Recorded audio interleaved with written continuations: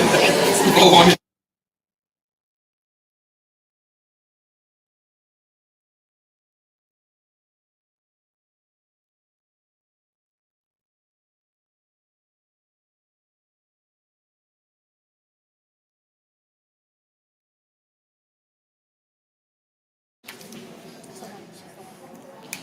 Good evening, everyone. I hereby call this meeting to order. It is 6:01 p.m.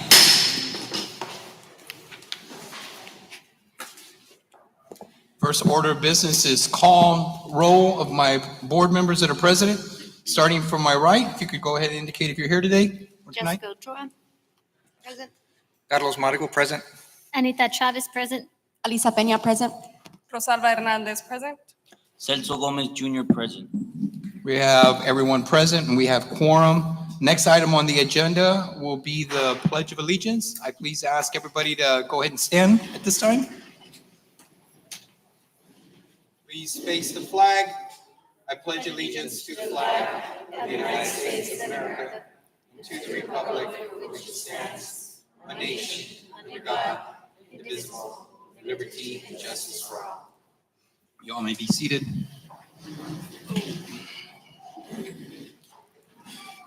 Well, good evening, everyone. So before we start, we're going to get to our next agenda item, which will be public comment. Just a reminder for those that have signed up, you do have 3 minutes. Our vice president will indicate to you at the end of 3 minutes that your time is up, and we ask that you end your remarks at that time.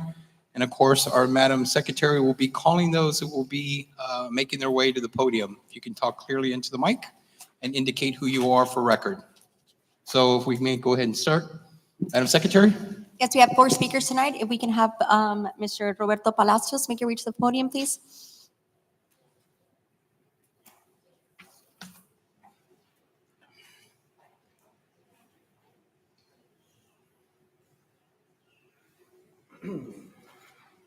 Oh, I guess I'm short. All right, how you doing? Yes, my name is Bobby Palacios. Nice to meet everyone. I'm actually here to discuss the disappointment I'm having with the implementation of the bilingual program for the pre-K 3 and pre-K 4.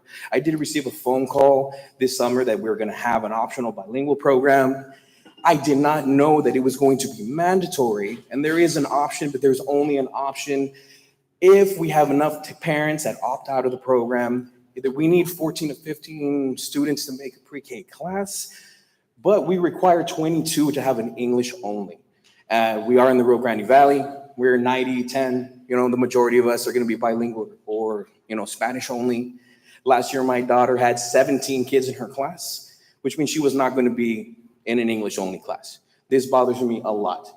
The misinformation, disinformation, or no information. I had to sign up on Facebook for La Joya ISD, for La High School, for Tabasco, for the bilingual, for me to find a flyer. I found the flyer for the meeting yesterday because a parent gave it to me, and I was there quickly. I was asking questions, rapid fire. I did not want to be aggressive, but it came off as aggressive.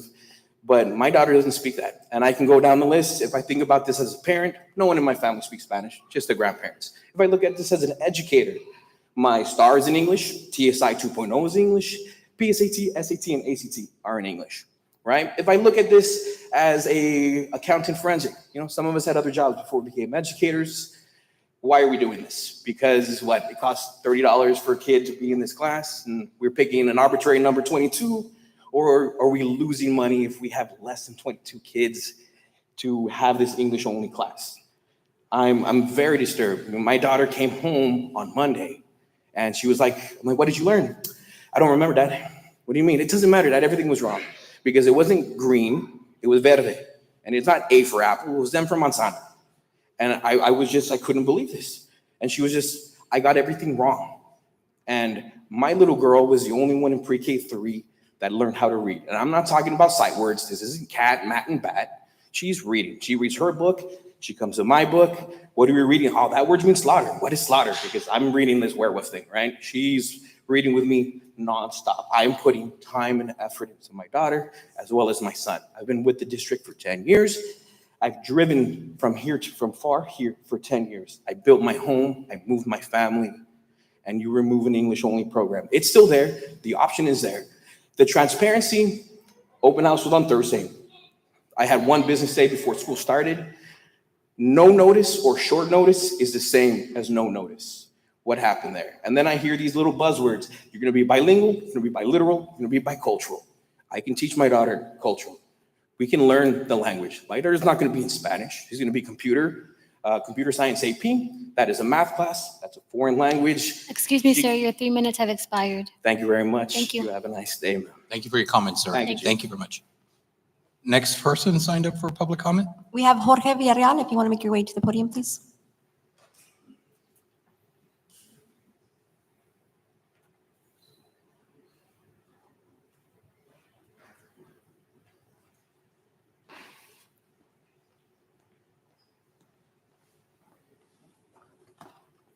Good evening, Dr. Sorensen, school board members.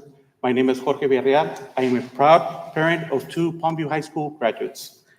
In mid-April, Dr. Sorensen held focus group meetings to hear feedback and concerns from teachers and staff. At those meetings, she heard the dire concerns of coaches and fine art personnel, but rather than being responsive, Dr. Sorensen made the decision to eliminate all additional days for sponsors and coaches, disregarding the amount of time they give during the summer and holidays. Adding insult to injury, Dr. Sorensen announced that a stipend is not part of a person's salary and therefore should not be included in their monthly paycheck. These decisions drastically reduce monthly wages for many professionals.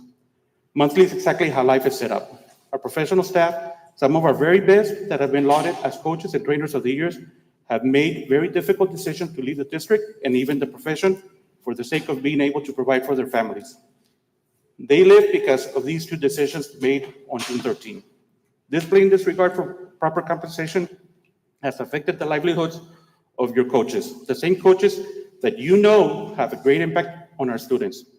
I don't have to spend my 3 short minutes up here telling you. We have several school board members here today that have very real understanding of what coaches do for their kids because they live that example here at La Joya ISD. This drastic change with such little notice left many employees in financial distress and with little time to look for a job outside the TEA resignation deadline. 15 days to be exact. And that is 15 days if they were lucky enough to be locked into this board meeting. Others are being held hostage and not being released due to this deadline, despite knowing the reasons for their need to depart, not their want to depart from the district. Dr. Sorensen proudly welcomed our staff to the 2024-2025 school year with the 5 strategic priorities meant to elevate excellence. Our superintendent stated that these priorities are grounded in the feedback that she heard last semester. What she failed to be transparent about to our students, parents, and community is the price of the sacrifice. She has failed to be transparent in admitting that staff are being hurt, not just any staff. Allow me to remind you, some of our best staff. She has failed to be transparent in admitting to parents important facts like that the school district is currently down to 2 athletic trainers to service all programs. 2 trainers to meet the health and safety demands of all athletes in the school district. How is that expected to elevate excellence? Thank you. Thank you, Mr. Vidal. Next speaker, Madam Secretary. We'll have Ms. Pamela Flores, if you can make your way to the podium, please.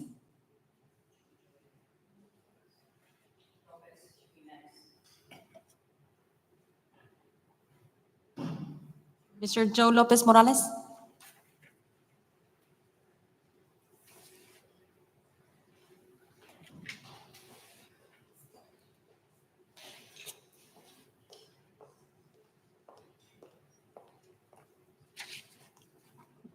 Good evening, Dr. Sorensen and board members of La Joya ISD. My name is Joe Lopez Morales, and I'm here today to discuss this particular situation. In your 5 priorities, you speak about customer service and how you will value every employee, student, and parent. You have pledged to foster a supportive environment where everyone feels valued while maintaining a focus on student outcomes. By refusing to compensate your sponsors and coaches in a timely manner for services rendered, how is that being responsive to the needs of your staff? How is your staff valued when you're literally reducing their wages by withholding their stipends? These stipends, for some who put up upwards of 80 hours per week, are 1,000 or more of their monthly paychecks. How do you think this financial hardship is affecting their own children who are actually our students of La Joya ISD? The same students you profess to take care in your 5 priorities. The heart of the district, your extracurricular sponsors, are now suddenly struggling to make ends meet and are looking for a way out. Your decisions have already begun to create a ripple effect. How does this type of climate, this hostility that your decisions have created, this factor in your customer service priority and your pledge to be responsive to the needs of our community? You are in fact devaluating, not evaluating your employees. The second of your 5 priorities is trust and transparency, under which you state the promise of making sure that every voice is heard. Trust is built when stakeholders feel their voices matter. Can we trust that our voices here today in these 3 minutes we actually have matter? Will actually make a difference? And on that matter of transparency, are we being transparent with the community about head coaches either resigning or simply being cut along their teaching position, and those positions being filled with less experienced coaches? Are we being transparent about losing a coach that took his team 4 rounds deep into the playoffs and had multiple athletes that signed college scholarships this past year? Are we being transparent with our parents and letting them know how this will affect their children, who they invest their year round to play outside leagues in order to do their part to keep them competitive for scholarships? And are we being transparent about abundant number of coaches? Excuse me, sir, but your 3 minutes have expired. Thank you. Thank you. Thank you, Mr. Lopez Morales. Thank you very much. Our next speaker, Madam Secretary. Ms. Pablo Flores, if you want to make your way to the podium, please.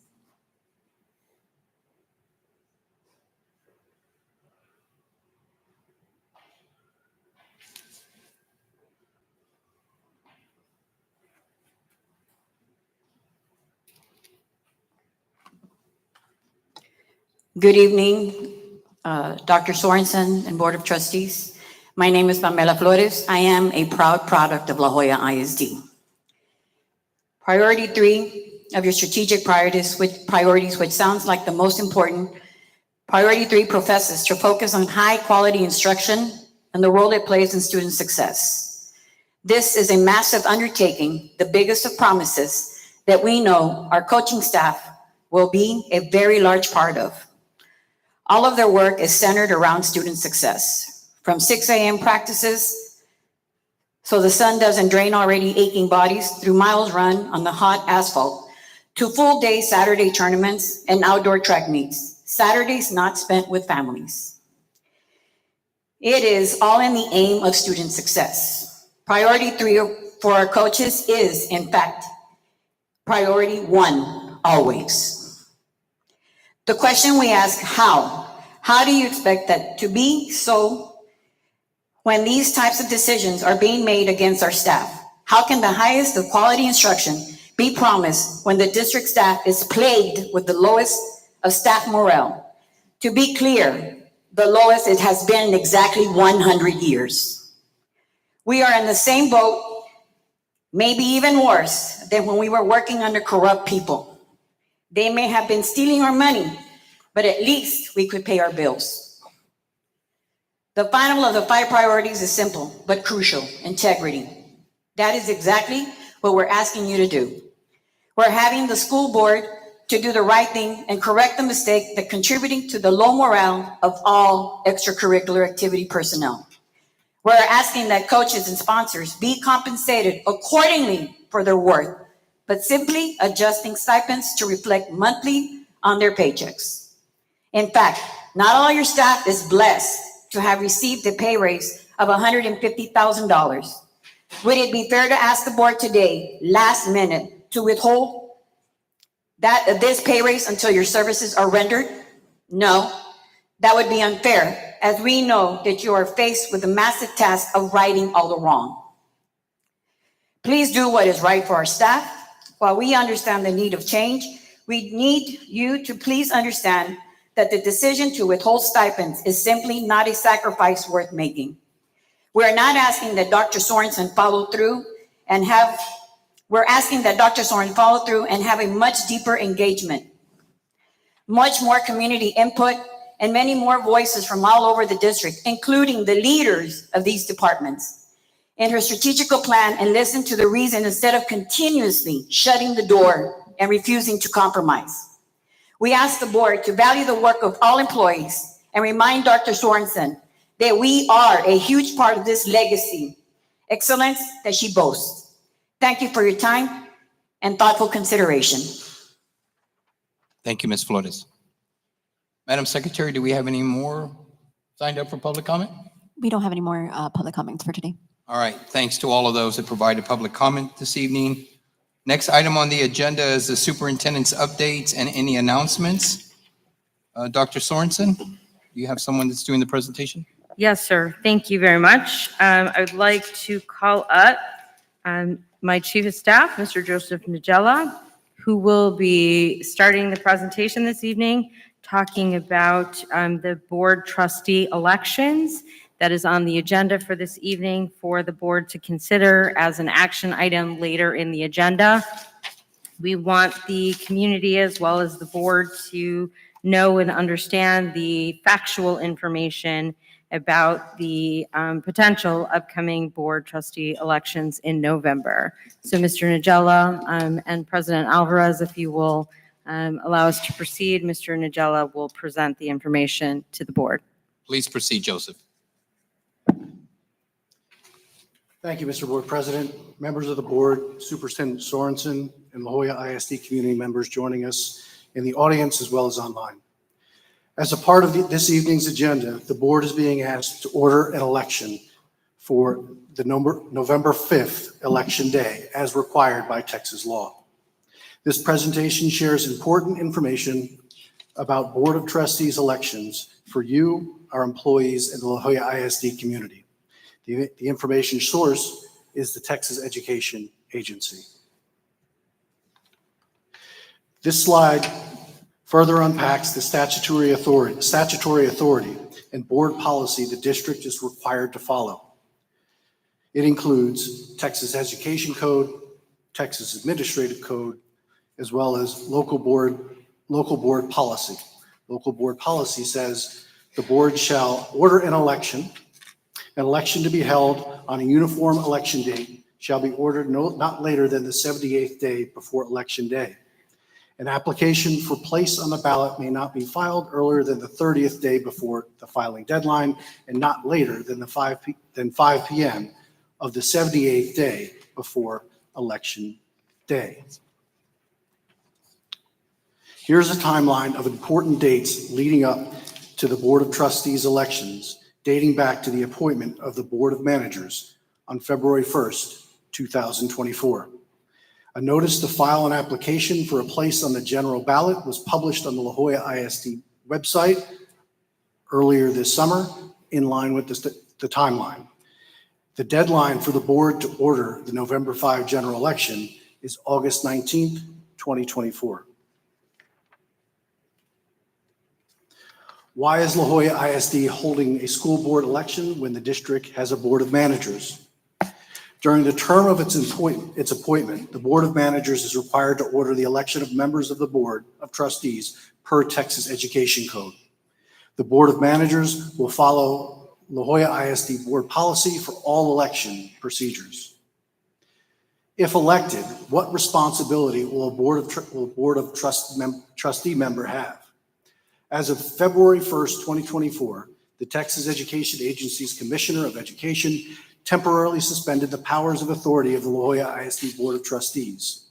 While Board of Trustee members will continue to be elected during the appointed term of the Board of Managers, elected Board of Trustee members will continue to have their power and authority suspended until the Commissioner of Education begins the transition back from the Board of Members to the Board of Trustees. Will the Board of Managers transition back to a Board of Trustees?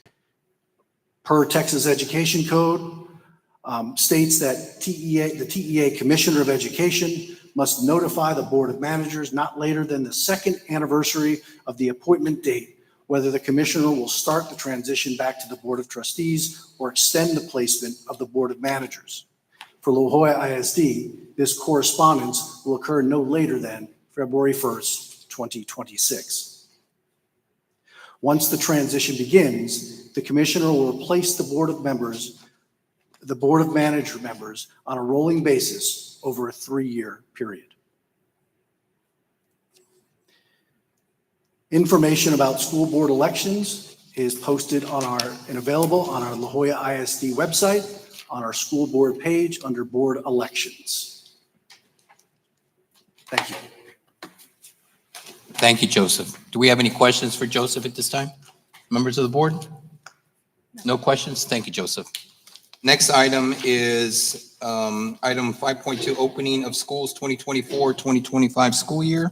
Dr. Sorensen, any members of your cabinet? Yes, and so I am very proud to bring up the rest of the cabinet members.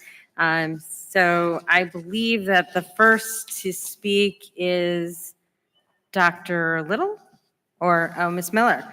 Thank you. And so what I have asked is the entire cabinet to put together a couple of slides to not only inform the board, but inform the community on the opening of schools and how it's gone thus far, last week, this week, as we inform our community and the board how it's been going thus far, give an update on all programs, all divisions, all departments.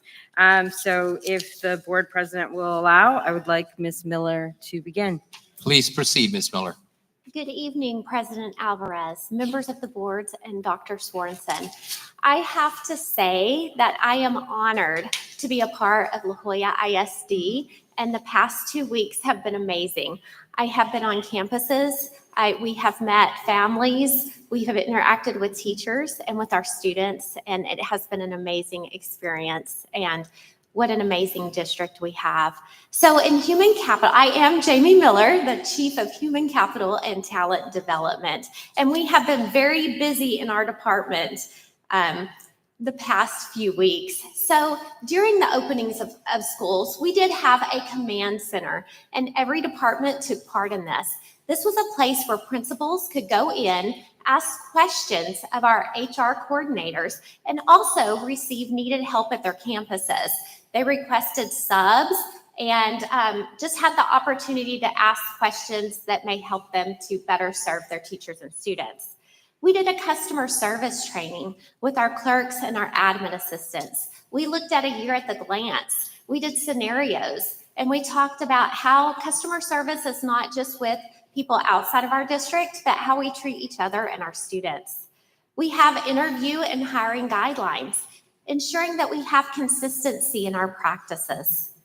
We ensured that our contract with Region 1 and SubHub was ready to go by the first day, so that principals and teachers who needed to be absent could call in and have subs on their campus when needed.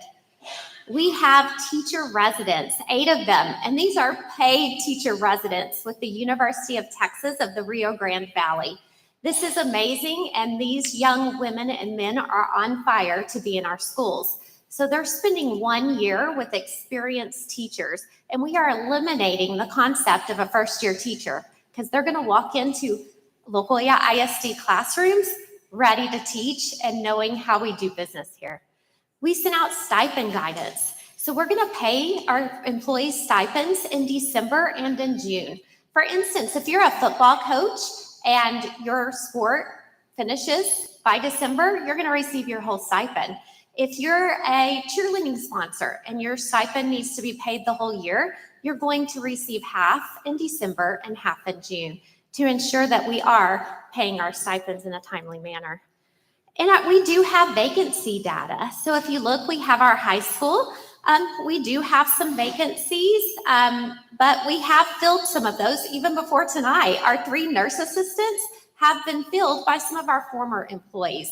So we are working hard to get the word out of the vacancies that we have, to go through the interview process, and then to get them onboarded quickly. In maintenance and operations, we have very few vacancies, and we have really done very well at getting everyone onboarded and into the departments that they need to be in. And just as a reminder that we are not releasing people who are our professional employees. Our students are our number one focus, and we want them to have the best staff in our schools that they possibly can. So we are unwavering in our commitment to focusing on our students and continuing a legacy of excellence within La Joya ISD. And now we have Claudia Gomez-Perez. So before Ms. Gomez-Bettis speaks, any questions from the board for Ms. Miller? Anyone?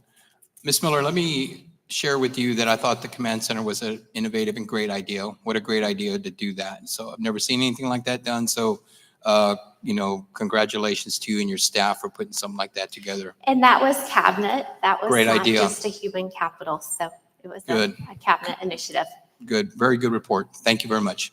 Ms. Gomez-Perez? Good evening, Board President, Mr. Alvarez, members of the board, Dr. Sorensen, and the community that's out there listening to us.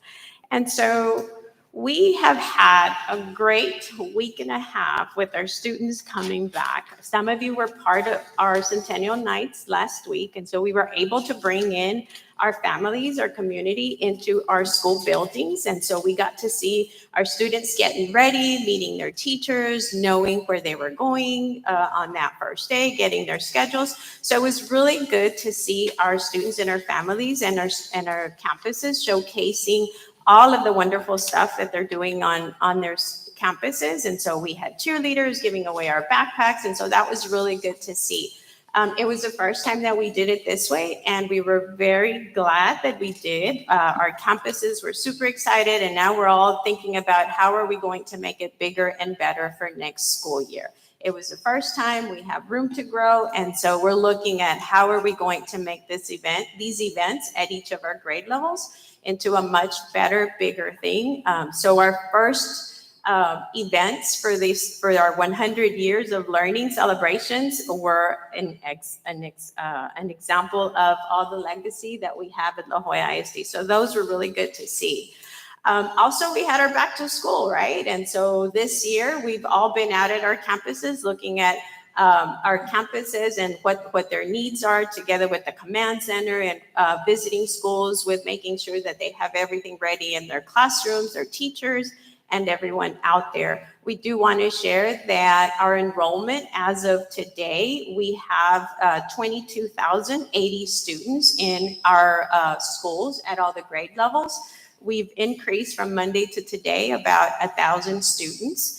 And we're growing every day. Our peak enrollment in the past, as history, some of the history that we have, is that we've reached our peak enrollment at the end of August, first week in September. So we're still bringing in our students, we're making phone calls, all those students that haven't shown up, some of them still think they're on vacation, but we're getting them in our classrooms as we are speaking. Everybody at the campus level is making those phone calls to ensure that we're getting our students back into our classrooms. Questions? No, great report. Any questions from the board? A question. How does enrollment compare to last year? So we finished the year at about 23,000 students. We just looked at it, yes. And so we wanted to see where we were comparing how we were doing compared to the end of last school year. And that's where we were at. We're at about 800 and some student difference. Yes. Thank you. But we're still making those calls and We're still making encouraging those- our students to come back to school. Yes, Good. all of the students, we look at our first day enrollment, and we have some students that haven't shown up. And so those calls are being made at the campus level to see, some of our students are migrants, some of them are still on vacation, coming back, because some school districts are starting at different times. But we're all hands on deck, making those phone calls for our students to be back in our classrooms, yes. Do we know if any of those students who haven't come back yet are from maybe transfers? They might have gone to different districts or? So as we're making those phone calls, we're making note of those just to ensure that they're in a school district. Right now, can I tell you some of those students that were missing from last year in May to right now, if they move somewhere else, we don't have all that data yet. I do see a slide here that says Centennial Nights. Is there going to be additional celebration to honor the 100 years for La Joya ISD? Most definitely, yes. We are going to celebrate the entire school year. So, Board Member Gomez, do you have anything to say? I saw you at one of the events in La Joya. Yes, I went to Tabasco Elementary and also Lorenzo de Zavala and La Joya High School. So I was on 3 events and they were all excellent. Great turnout on all events. It was amazing. Thank you. It was great to be out there as a parent and as an employee for all of us, yes. I couldn't believe how many parents were there. I mean, congratulations to all of you for encouraging the parents to get an opportunity for them to visit not only their instructors, but where they're going to have their classes, where they'll be dropped off if they take the bus. So congratulations to you. I mean, it was such a great organized event. I was pumped up. I saw School Board Member Gomez, and I could see him getting ready to play back in the band, but I don't think he fits into the uniform. That's what I heard. I don't know. But it was also a great opportunity for me to meet his family, and I got an opportunity to meet many of the students, not only the students that come to this great district, but their parents. So thank you very much for putting that on to you and your staff. It was a total team effort. Everybody, facilities, academics, everybody came together to make sure that we were able to do that for our parents and our community. Thank you. If you don't mind, I also want to just give a quick shout out to our campus leaders for really leading that work.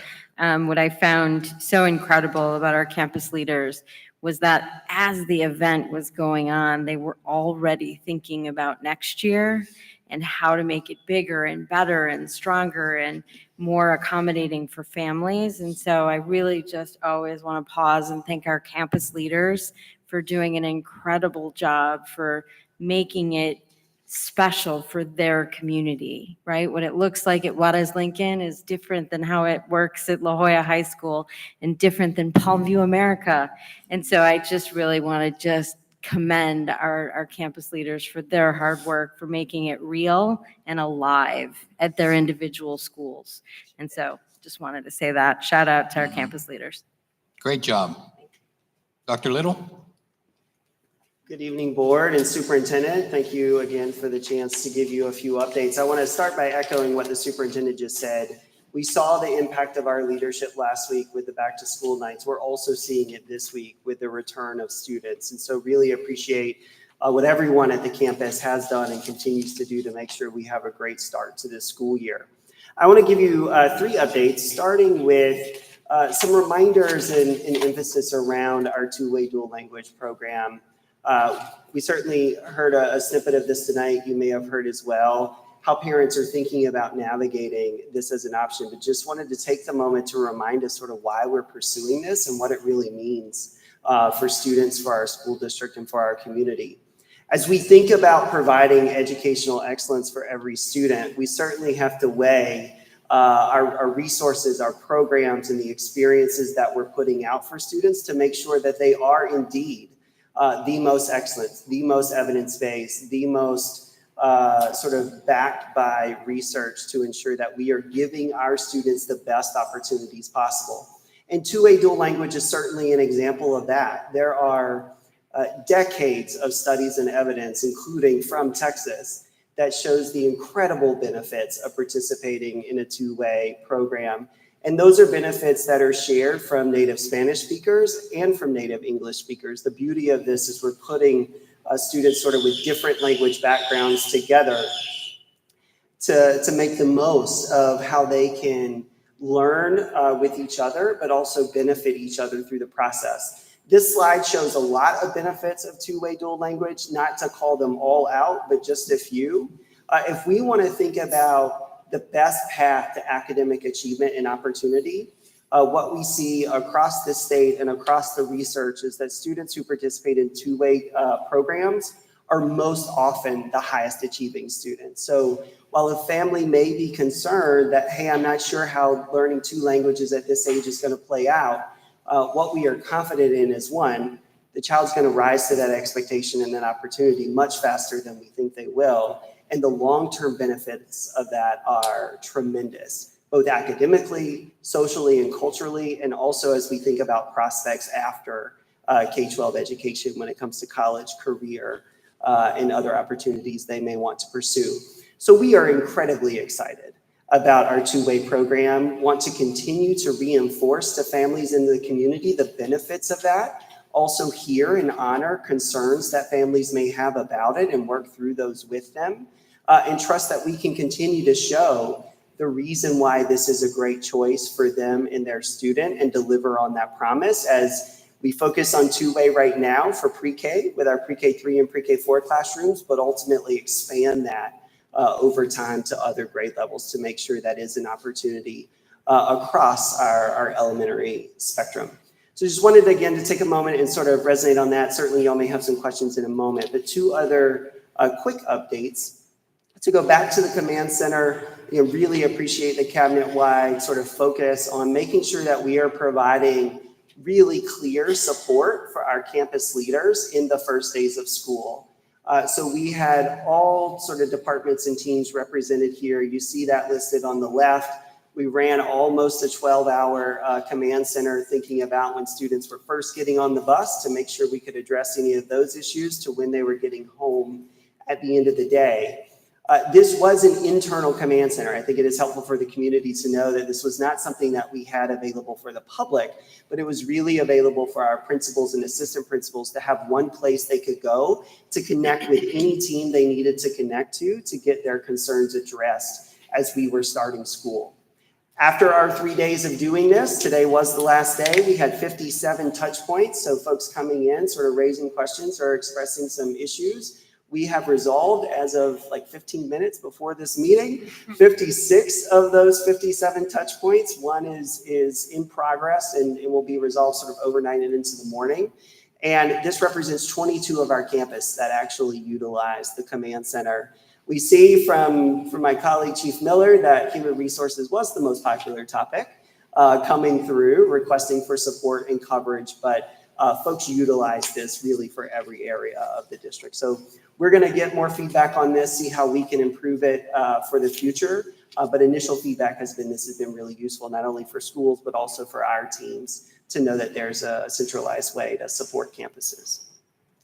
And then final update from me goes to what's upcoming as we think about making sure that our students are really paired with the highest quality educators and we're being as efficient and thoughtful about that as possible. We've talked to our campus leaders about this concept of a leveling process. We're in the midst of the first part of that, which as Chief Gomez-Perez mentioned, is counting our students, actually knowing how many students we have at each campus sort of by classroom type to ensure that we properly staffed each of those classrooms and spaces. So we're going to continue those counts for the first 10 days. So all of this week and all of next week.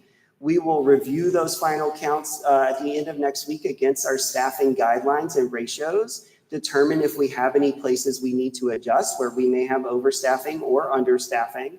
We will then, in the start of week 3, work with our campus leaders through those adjustments, including identifying any teachers or staff that may need to be realigned across the district to make sure that we have the best matches of student need and support. And then by the end of week 3, we will have notified teachers and staff of any changes that are coming and supported them through that process. So as early as possible in the school year, we have stability and focus, both for the student and our adult team members to ensure that we can continue the year successfully. So with that, I will be happy to take questions. Thank you, Dr. Little. Any questions for Dr. Little? Dr. Litter, was there any information given to parents on if they had questions? Were they instructed to reach out to their principals, or was there any guidance on that? Yeah, two things, and you're going to hear Dr. Geary talk about part of this, I believe, but there's a transportation hotline. So if they had transportation-specific questions, they could reach out to the transportation hotline. But one of the things we're trying to reinforce with the community as well as our campus leaders is the campus is the first and best place to start with any question that you have. All right, thank you. I had a question. Like you said, this topic was kind of touched on at the beginning of this meeting, and I kind of want to see if you could lean into a bit if the process and the requirements if a parent does want to opt out of this dual language program? I really appreciate that question. What we are trying to emphasize even more with families, certainly right now that school has started, is one, we want your student in La Joya ISD. So everybody should hear that loud and proud, that we want every student possible in our district participating. In terms of process of making adjustments with two-way dual language, back to the leveling update I just gave, as we look at numbers and see where we settle this week and next week, we will make adjustments as needed. So if a school has a few students who don't want two-way and another school also has a few students, how do we put those together to make sure those families continue to have that option? So there will likely be some adjustments in where classrooms are located as we wrap up week 2 and go into week 3. But first and foremost, we're asking families to come to school every day right now. Let your student get started, start to understand pre-K in general, much less two-way dual language. And then they might find over the next sort of 10 days that that's great. And they're actually comfortable and want to stay. But if not, we'll be clear where there are other options in the district. And then just to confirm, this is starting at pre-K right now. Yeah, starting at pre-K, that's a typical approach for districts to take, to think about rolling it up with cohorts over time, rather than sort of interrupting a student who may already be in a pathway. We're starting with students who are at the beginning of their journey. Right. Thank you. Just one more quick question, Dr. Little, on the same topic of dual languages. Where can we find additional support and documentation or research to back up these benefits, which I approve of this decision, but where can we find additional support for the increased, everything that you have in your slide, all the benefits and all the great outcomes that come to this? Yeah, a couple of things. One, our team actually did parent meetings yesterday in the morning and in the afternoon, and I think about 50 sort of individuals were represented across those, and we have a presentation that we're giving that we can certainly make available to the board. So you see that, which has additional embedded references to the research base. We can certainly also work with our communications team to see if there's ways to make that more public on our website and through other communication channels. But the research base here is as solid as anything in education. Thank you. And Dr. Margot, just to expand on that, we are going to be doing in the next couple of board meetings an expanded presentation on this. So not only will the board get more information, but the community will get more information with additional resources as we continue to, again, meet the community's needs and provide more and more and more information as we look to grow the program, to hear their voices, to say, how do we provide you more information in a more timely manner? So we will do another board presentation within the next couple of weeks, the next couple of months, and we will continue to engage our community throughout this year. And so as we grow the program, parents feel more informed. Okay, thank you. Throughout the comments, we pretty much touched several of the things that I wanted to talk to you about. But one of the things we haven't touched about was how kids are going to transition from dual language to mainly English so that they can tackle their tests in the English language when, 6th grade START tests and all the other tests that they mentioned, like in the public comments. So we already talked about the research and setting something up maybe through communications, but also an explanation of how the kids are going to transition towards mainly English. Yeah, I really appreciate that question, and that's part of what families asked us yesterday as well.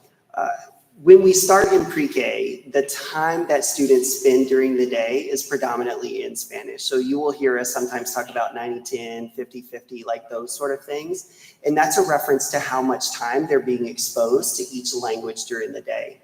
So it starts very Spanish dominant in pre-K. That's a benefit in two ways. One, if you've got a native English speaker in the classroom, they need to be fully immersed into what is their second language to start to grapple with that. And for native Spanish speakers, it gives them a little bit of a tether to still sort of be connected to what's going on in the classroom. And they, in some ways, become the teachers of the other students at times. You see fascinating conversations in a pre-K classroom in a two-way space, which is just really awesome. As we move through the continuum, though, we get to a 50-50 split. So by 2nd grade, half of your time is in English, half of your time is in Spanish, really making sure that we are truly focused on biliteracy. And I would say that's one thing that we've got more work to do in helping our families understand. Being able to teach Spanish at home is fantastic. That does not make a fully biliterate person as we think about the needs to engage with academic content, with academic vocabulary, and with writing and speaking skills as well. So we are building all of those capacities throughout the time, getting to a place where the student can navigate both. Certainly before they start to test, I would de-emphasize that as a concern for families in many ways, but also say that, again, my own personal experience and what we see in the research, students coming through this program are always at the top of the achievement pile. Dr. Little, do we have any statistics on when we implement this program, just so we can compare? And I know we're going to be talking about this in the next couple board meetings, but is that something we're planning on implementing? Yes, and I would say, yes, we will be able to look at kindergarten readiness comparison sort of across pre-K cohorts. We will be able to do that between students who also do two-way versus those who don't. And to connect to another thing we're working on as we think about math and the way we're going to progress monitor growth, as those students enter kindergarten and beyond, you will start to see, like in the data and charts, this sort of divide that I keep talking about where our two-way students have the best opportunity to have the highest achievement. So we will show that to the board a lot of times and in many different ways. Members of the board, do we have any other questions for Dr. Little? No. Dr. Little, let me share with you that you did a really good job of explaining this new process. And I know it's new to the district. And I have no doubt that you and your team have spent a lot of time with research, how this benefits our students. And at the end of the day, we know that that's what we want, is for our students to succeed. And I appreciate what you've done, and I appreciate the time you've taken and the meetings you've had with the parents. So I know we can continue to receive updates. You mentioned that earlier with feedback back from the parents. So we look forward to that. So again, I know that there were some questions from the board. They were all very good questions, and I thank them for asking them. And I appreciate the response and the work that you've done behind all this. Thank you, and our team really appreciates your support. Thank you, Dr. Little. President Alvarez, if I could also just acknowledge the executive directors who have also taken quite a bit of time and energy, effort and love to move this work forward.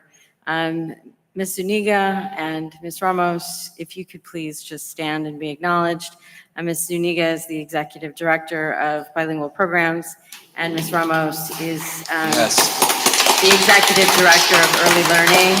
They have done an incredible job in moving this work forward, and so I just really wanted to pause and thank you very much for your work, your effort, and your Herculean efforts that you will continue to do moving forward. Thank you very much. Thank you for acknowledging them and recognizing them, Dr. Sorensen. Any other questions for Dr. Little? No. Okay, our next presenter. Thank you. Good evening, President Alvarez, Board, Dr. Sorensen, and La Joya community. I am Dr. Sarah Geary, and I am in charge of the Operations and Infrastructure Department here in La Joya.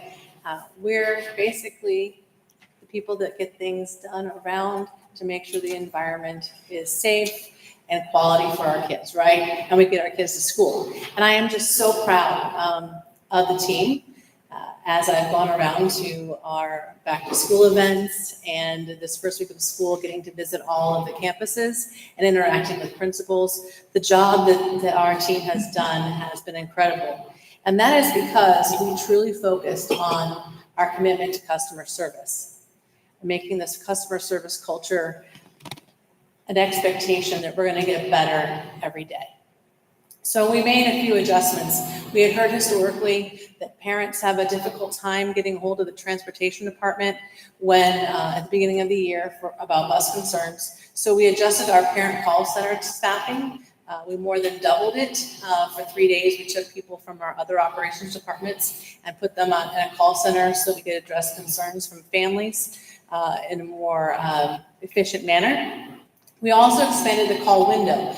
It was very similar to the command center timeframes from 6:30 in the morning because that's when our first bus leaves the bus depot until 6 o'clock at night so that we could meet the needs of our families.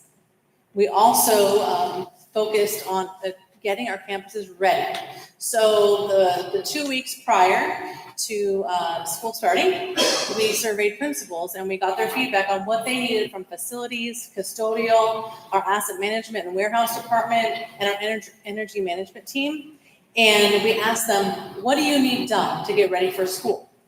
And we focused on all of those items, working at least 12 hours a day over the weekends, just to make sure that we met the expectations of our school leaders, because that's who really pours in to serve the teachers and then therefore our kids and our families, right? And then we also, in our nutrition department and in our custodial department, we adjusted our staffing coverages for the beginning of the year, just to make sure that even where we had vacancies, people had to cover maybe a different location than they normally would assign, but just to make sure that all campuses had adequate coverage. And that was a really big initiative that a lot of people had to get together to do. And so I'm a results person. So what did all this focus on customer service give us? In transportation, we fielded more than 325 calls the first 2 days. Each day there were fewer. The first day, I would say that there was at least 175 of them were on the first day. And then yesterday and today, they obviously went down because concerns were addressed. The operations team, all of those departments that I mentioned, addressed more than 400 requests from our principals in the 2 weeks. 400, guys. That's amazing. I'm so proud of the team. And in our nutrition department, we serve more than 31,000 meals each day between breakfast and lunch. And every day we increase the number of meals that are served, indicating that the kids are enjoying their meals, which is what we want. We want our kids to come to school, get here, enjoy their time, be safe in a warm, welcoming environment. And I believe any of the people who visited our campuses saw that. I know I did, and I've been to all of them now. And then have great meals and go home, again, safely to their homes. So thank you for the opportunity that you've given me here to be able to serve this community. Thank you, Dr. Gary. Does anyone have any questions for Dr. Gary? Dr. Gary, can you give us an example of the requests that's made on from the operations team? Sure. Anything from they wanted extra trimming on the lawn to we rebuilt a display case for the trophy case at one of the schools, to repainting. We had some fresh paint given even on Sunday afternoon in one of the schools in the parking lots to make sure that the lines were there properly. Things like that, just those extra edges that the principals wanted for the beginning of the school year. Thank you. Do we have any other questions for Dr. Gary? So I'm going to make a comment. So it sounds like everything I've been saying is all positive, right? Positive, positive, positive. And that's the way we should be. You know, Dr. Gary, I had an opportunity to go to the campuses, as we referenced earlier last week. And then I think I was there this week with you, Dr. Sorensen. And two things. Love the campuses. I mean, they're so clean, right? And I want to thank you for that. I want to applaud you for that, you know, because what we'll do as board members, I'm sure we'll make visits, and I'm sure the campuses will always look like that because they always do. And so congratulations to you, especially because you're new. But I will tell you, as a kid from South Texas and family members that were custodians, those are the first people I look at. My grandmother being a custodian, and let me tell you, nothing gave me more pride than to see your frontline people or your custodians opening the doors for the folks that were coming into the campuses last week. And all of them had smiles on their faces.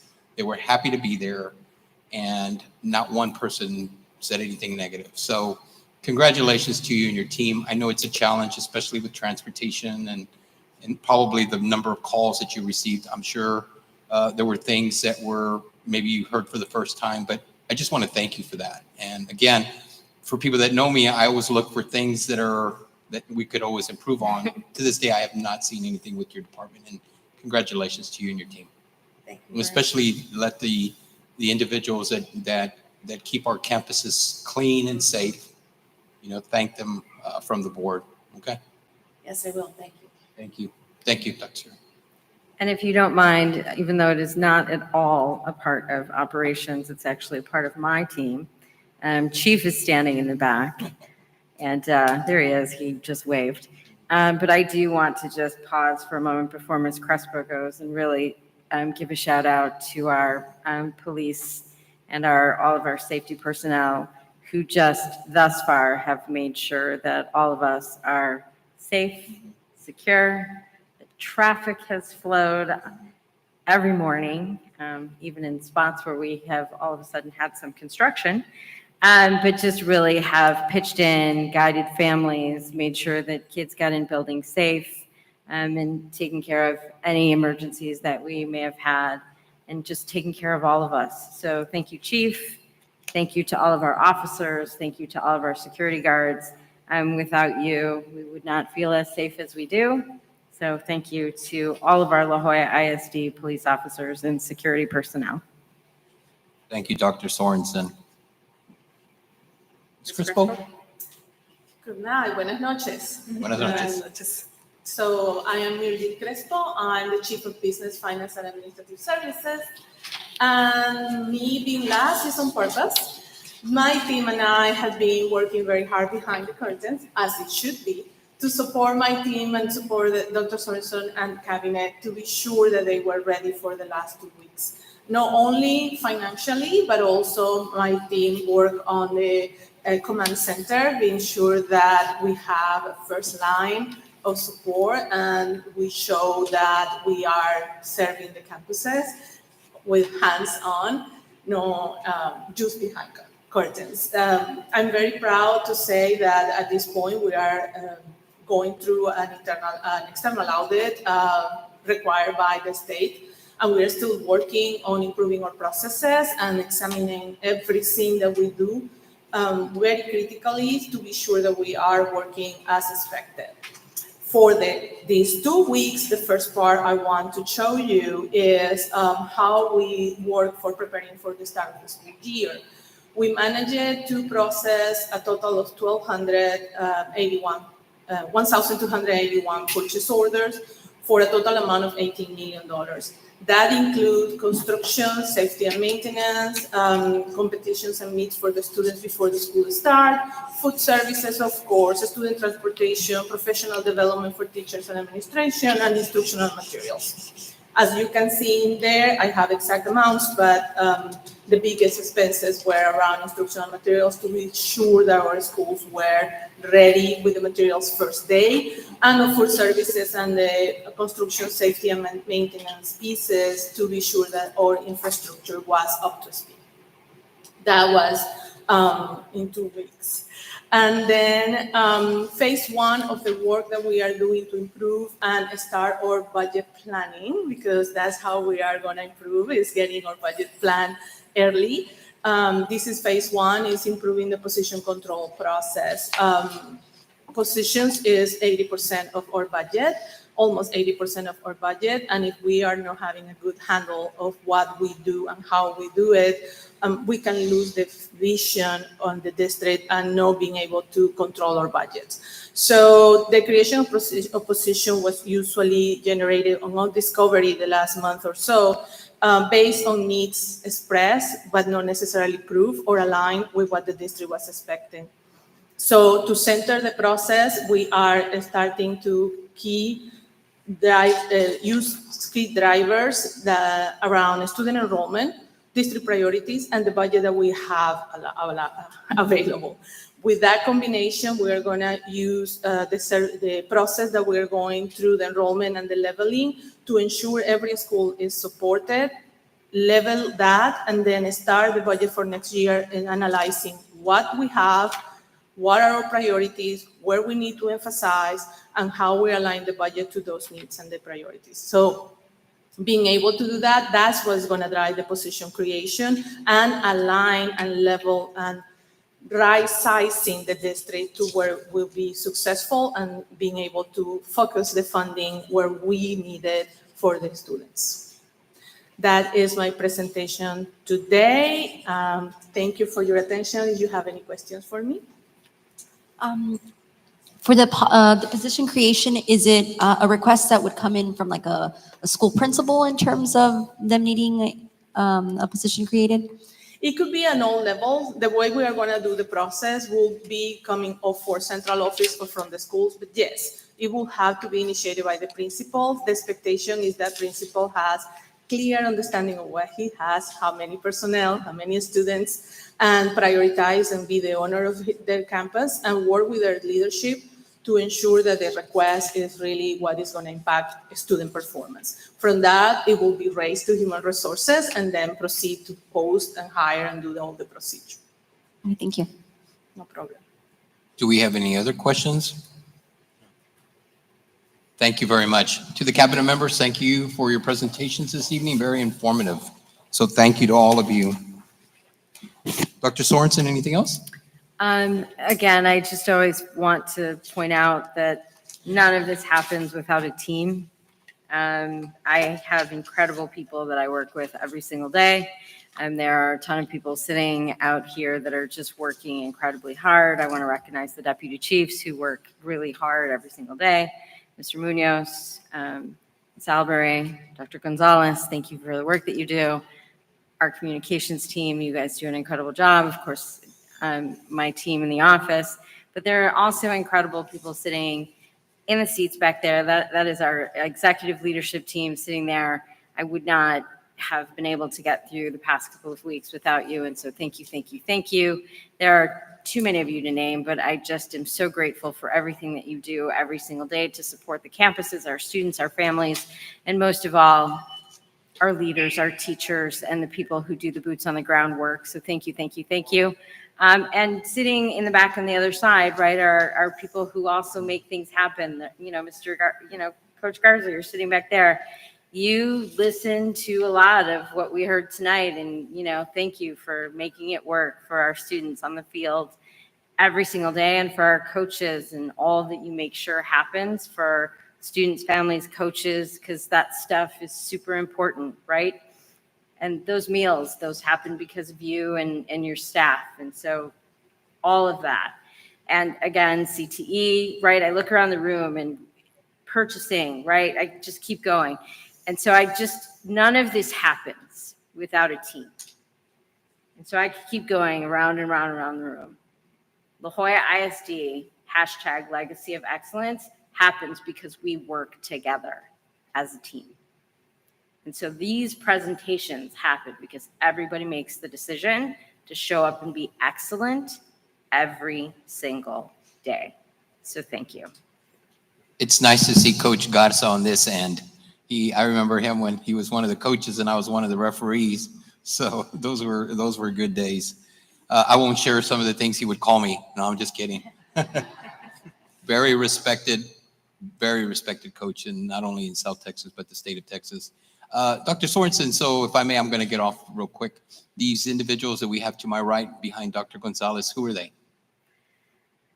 I could introduce all of you, but I think it is so powerful if you could just for a moment stand up, introduce yourself, say your job, not only your job title, but just a moment or two of what you do, right? So people can hear not only your title, but what you do and what you support. We have a mic over here. I think it's super important, right? So that people not only, and this is our board president taking us off. I'm sorry if I'm doing that, embarrassing you. This is not the superintendent taking us left. This is the board president. But it would be incredible for everyone to say not only your title, but what you do to support the district. Go ahead, ma'am. Stand up, state your name, where you work, and a little bit about yourself. Hi, good evening. Dr. Brenda Arteaga. I am the Executive Director for Special Education and Specialized Supports. And so we have special education. We have 504. We have dyslexia. We will have RTI that will be melded into MTSS, more coming on that. But we do everything to support students with special needs. And that's a nutshell. Thank you. Next, please stand. Hi, I am Jody Adair. I am Executive Director of School Leadership for Network One, and I work alongside and support the principals in the La Joya Network. Welcome. Good evening, Orlando Reyna. I am also an Executive Director of School Leadership for Network 2, Juarez Lincoln. And again, we all support students and principals in making sure they deliver those services and connect them with all the important things that they need. And, we're think partners and work knee to knee with them. Thank you, Ms. Reina. Good evening, Nidia Ortiz, Executive Director of School Leadership Network 3, Palmview. Along with my colleagues, we guide, support, grow, and collaborate with amazing leaders every single day. Thank you. Good evening, Annette Lozano, Executive Director for K-12 Humanities, which encompasses literacy and social studies. So we ensure that our students will be able to read with the foundational skills that they need and learn to read so that they can read to learn. Thank you, Ms. Lozano. Good evening, Melinda Flores, Executive Director for Assessment, Accountability, and School Quality. The departments take care of the assessments both at the local level, state level, and our post-secondary assessments. I also oversee the Instructional Resource and Technology Department and overseeing all of those elements, as well as PEAMS under data quality, and our school quality, which oversees our graduation, dropout recovery efforts, and everything that is college readiness. Thank you. Good evening. My name is Marta Castillo, and I'm the Executive Director for Instructional Improvement and High Quality Instructional Materials Implementation. And my role is to support the campuses, to work with the content court executive directors, to make sure that our students have the highest quality materials and our staff have professional development and so they can deliver the lessons as designed by the instructional materials, and to work with the principals, right, to support the implementation at the campuses. Thank you. Hello, I'm Brenda Garcia. I'm the Executive Director for K-12 Math and Science. I work alongside the Executive Directors of School Leadership for all three of the networks and with all campuses, my partner in crime over here, to make sure that all our academics is ready to go for our kids. We have taken on a huge initiative in K through 8th grade math, as well as K through high school science with our high quality instructional materials. It is a huge endeavor. We work alongside to make sure that all teachers and administrators have all the professional development and support that they need. We start support tomorrow at the elementary schools for 2 days. And I think the whole year we have somebody coming in either through Eureka or Carnegie or Zurn. So we have a lot of work ahead of us. We've seen great things these last 3 days as we've gone to campuses, amazing things. So I know there's a lot of work. There's a lot of questions. There's been a lot of reaching out. But we're going to do the best we can to support our district and our kiddos in this new initiative. So, thank you. I can see the smile on your face, how excited you are.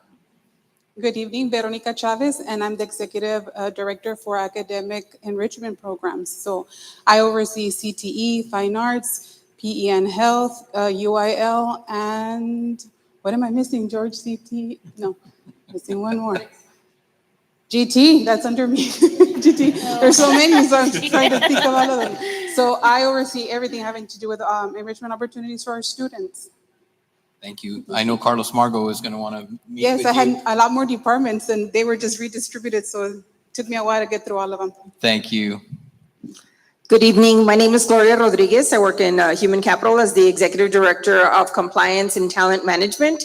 I take care of employee grievances. I do the investigations and issue responses. Hopefully I can put them out at level 1 or level 2 before they get to you all at a level 3. I also take care of the policies and I work with the administration for the departments and the campuses to review any documentation they might have when they're disciplining the employees, and if they can't help them grow, then I process the paperwork to help them go. So that's not a fun part of the job for the terminations and the non-renewals. I also take care of the service records for the district. So, And you do all that with a smile. Yes, yes. Thank you. You're Thank welcome. you. Good evening. My name is Maya Ramos. I'm the Executive Director of Early Learning, and we are working with our pre-K 3 and pre-K 4 teachers And this year, we're also taking on a big initiative in bringing in high-quality instructional materials that is called Creative Curriculum. And our teachers are excited, and we're excited to see it in action. And so that's what we will be focusing on with our littlest learners here at La Joya ISD. Thank you. I'm the last one. So good evening. My name is Irma Zuniga. I'm the Executive Director for Bilingual and Migrant Education. So I work with amazing leaders here, my colleagues, and amazing campus leaders as well as teachers. And my job and my role is to help everyone understand what the opportunities we have for our bilingual students as far as providing those opportunities to be biliterate, bicultural, in implementing, of course, a new program, two-way program, and continuing to service teachers, students, and help the community understand what that is all about. And so the benefits that will bring to our students, not only as a student, but also economically. And also not forgetting our migrant students, because now that is under my department too. So as far as migrant education, my role is to ensure that the students are also receiving those support services needed so they can also become successful. Thank you. Thank you very much. Thanks to all of you. Board, would you not agree that we have great staff working for us? So why don't we show them that we're grateful that they're here by giving them a round of applause.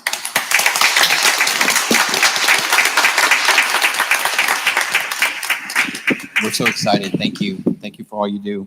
If we have no further comments from the superintendent or staff, next item on the agenda is our consent agenda. Mr. President, let me make a comment before you continue. Yes, sir. While I will be voting for the consent agenda items, I will be abstaining from one in particular, which is item number 6.7. Otherwise, I will be voting, and I'll let you proceed with the motion. Thank you. Anyone else? Okay, great. Okay, so with that stated, do I have a motion to approve the consent agenda with Dr. Carlos Amargo abstaining from 6.7? I move to approve the consent agenda. Do I have a second? I second the motion. All those in favor? Aye. All those opposed? Motion carries unanimously. Next item on the agenda will be agenda item number 7. So closed meeting will be held for the purposes authorized by the Texas Open Meetings Act, Texas Government Code Section 551.001, concerning any and all purposes permitted by act, including but not limited to the sections and purposes listed below. I'd also like to make reference to some of the other Texas government codes here. Texas Government Code 551.071, Texas Government Code 551.129, Texas Government Code 551.074, Texas Government Code 551.072, Texas Government Code 551.076. At this time, it is 7:13, and we will be going into closed section under the following that I just read.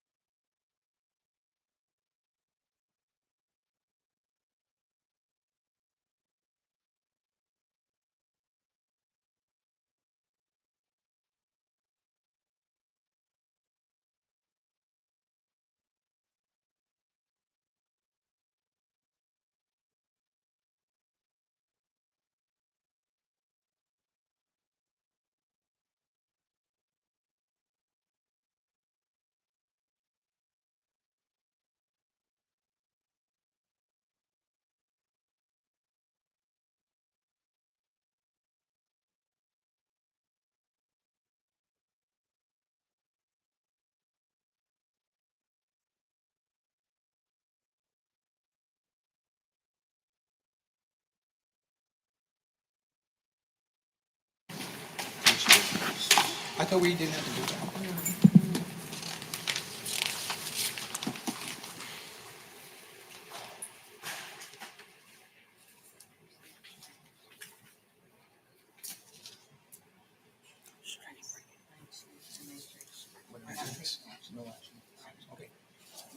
No action.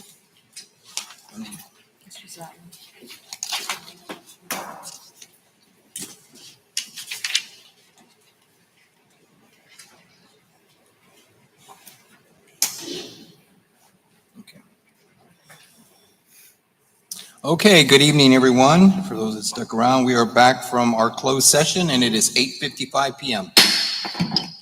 Next item on the agenda is number 3, action, correction.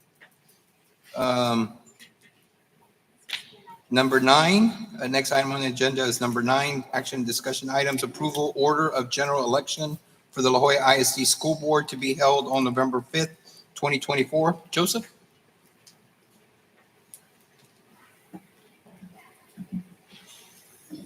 Yes, I'll take any questions from the board, should they have any, about ordering the general election for November 5th. How many positions are open for election for this cycle? There are 4 positions open this cycle. Thank you. Board members, do we have any additional questions for Joseph? Thank you, Joseph. Thank you. Let's see, our next item will be number, I guess, correction, I'm sorry. Do I have a motion on item number 9? I move to approve this item. Do I have a second?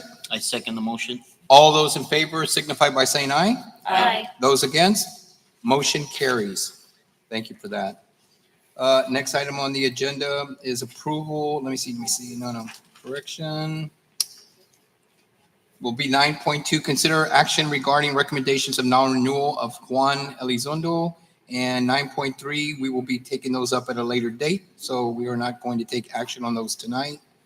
Again, the consideration of action regarding recommendation of non-renewal for Juan Elizondo and consider action regarding recommendation of non-renewal Patricia Solis. Those will be discussed at a later date. Next item is the calendar, agenda item number 10. Let me go ahead and read these for the record. August 28, 2024, regular board meeting. September 2nd, 2024, holiday. September 11, 2024, regular board meeting. September 25th, 2024, regular board meeting. Next item on the agenda, school board members. Do we have any remarks from Dr. Sorensen? I just want to again thank all of our teachers and staff and principals and central office staff for what has so far been an excellent opening week. Everyone has worked so hard. Thank you, students, for showing up with such incredible smiles and energy for your first week. And of course, thank you, parents, for trusting us with your precious gems. And thank you for bringing them back to La Joya ISD. We are super excited to have you back, and welcome back to a great school year. Thank you, Dr. Sorensen. Anyone else like to say anything, considering that we are just about to embark on our first full year as board members of the La Joya School Board, 2024-2025 year? Does anyone have anything to say? No. Seeing that we, go ahead. Thank you. I'd like to say thank you to everyone. Thank you to the cabinet. Wonderful presentations today. This is going to be an amazing school year, and the leadership here is just proving that. So I'm looking forward to the rest of the year. Thank you, everyone. Thank you. Thank you very much for those comments. Again, seeing that we have no more comments from the board, I'm going to go ahead and do I have a motion to adjourn tonight's meeting?